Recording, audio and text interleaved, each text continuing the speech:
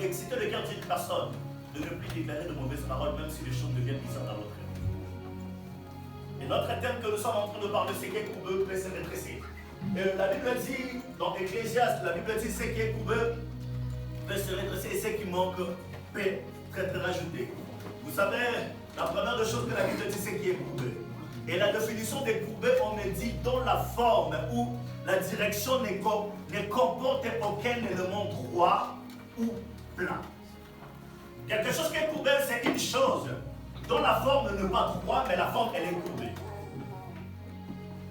Et comme exemple que je peux donner, je prends ça. Elle n'est pas droite, elle est courbée. Parce que juste la forme, elle est courbée, elle n'est pas droite. Mais maintenant, la Bible dit que ce qui est courbé peut se redresser. Amen. Je ne sais pas quelles sont les choses qui ont courbé ta vie. Je ne sais pas quelles sont les choses qui ont courbé votre ministère ou bien votre famille.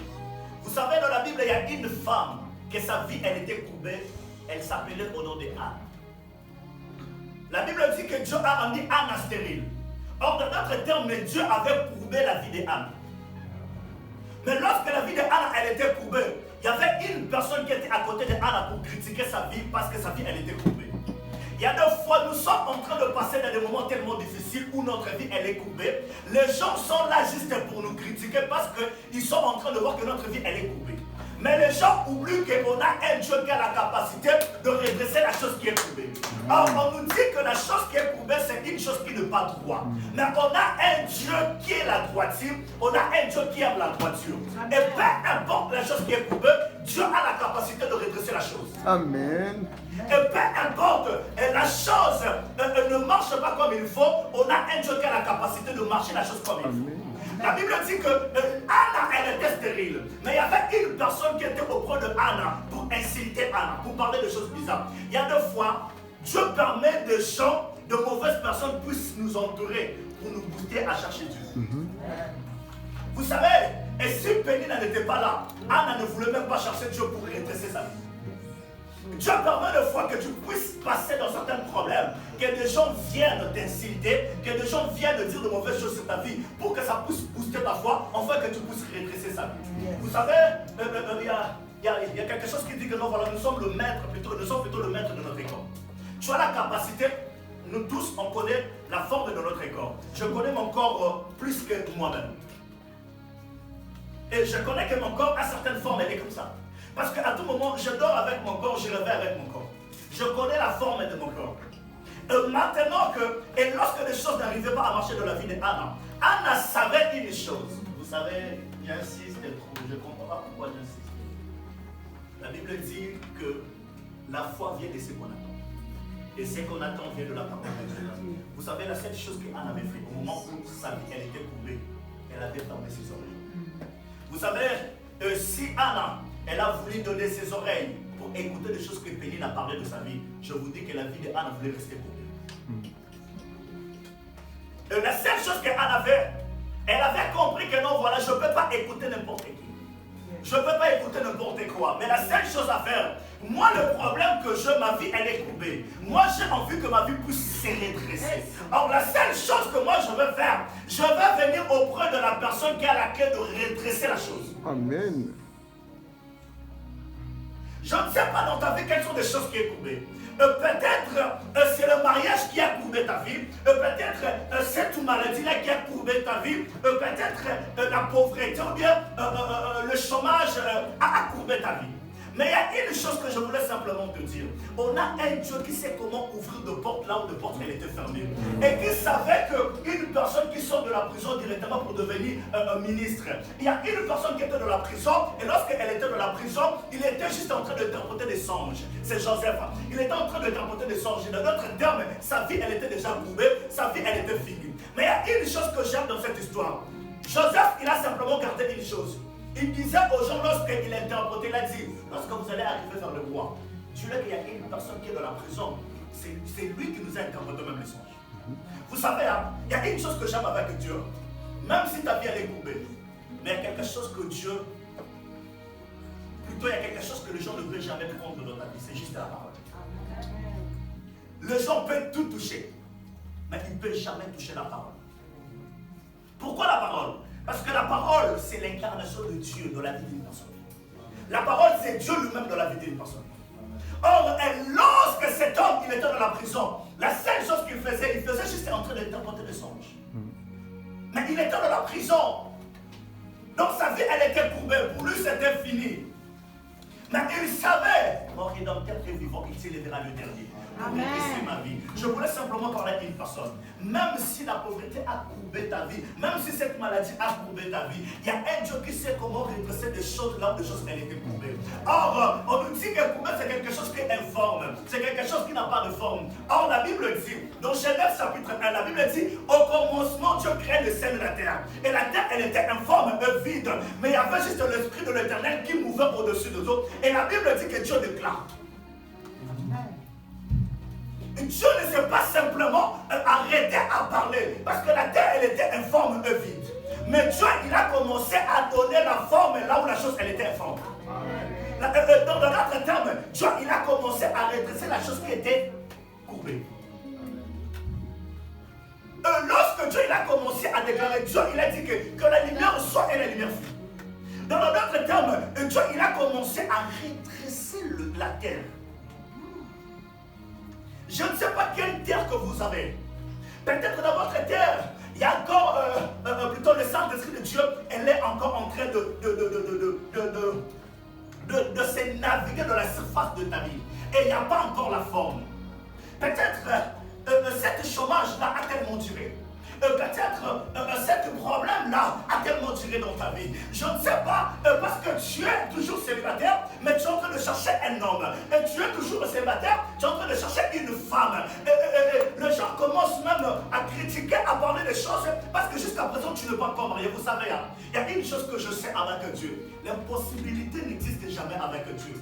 Dieu a mis des problèmes, mais il nous a donné aussi la solution. Chaque problème, il y a la solution. Vous ne pouvez pas nous donner directement de problème sans pour avoir la solution. Si on nous dit 1 plus 1 est égal à combien, donc il y a toujours la solution. On a besoin de savoir, ils nous ont donné 7 problèmes, c'est 1 plus 1. Et puis ils ont besoin de trouver la solution, c'est clair.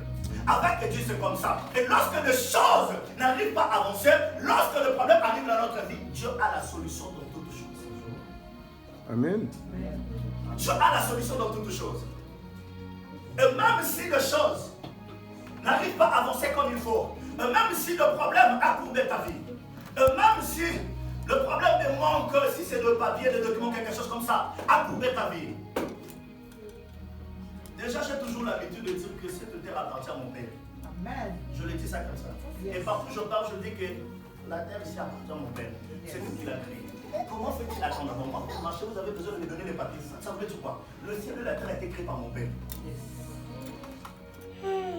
Pour marcher, je veux marcher comme je veux. Parce que la terre appartient à mon Père. C'est lui qui l'a créé. Et je n'ai pas envie de me soucier par rapport à certaines choses. Le Dieu qui a permis que tu puisses quitter ton pays d'origine pour venir ici, il sait le pourquoi il a permis. Vous savez, Dieu ne fait rien sans hasard. Il connaît toutes choses. J'ai toujours l'habitude de dire que notre Dieu, c'est un architecte qui connaît les plans de la maison. Vous savez, lorsqu'un architecte fait le plan de la maison, les gens peuvent commencer à critiquer la maison parce que les maçons ont commencé à construire la maison.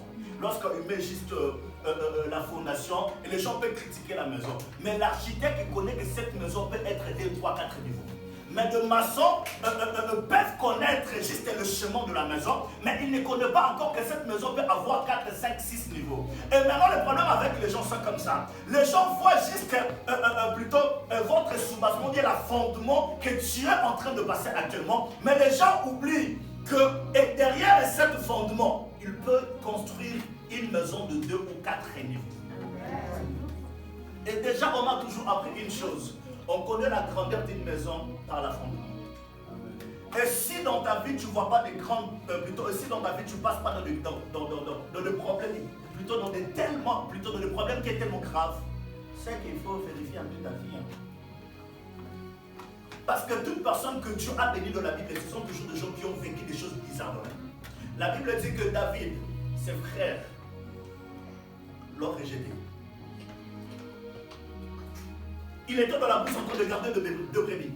Mais Dieu, il a pris une personne qui était rejetée pour lui donner de valeur, il est devenu roi.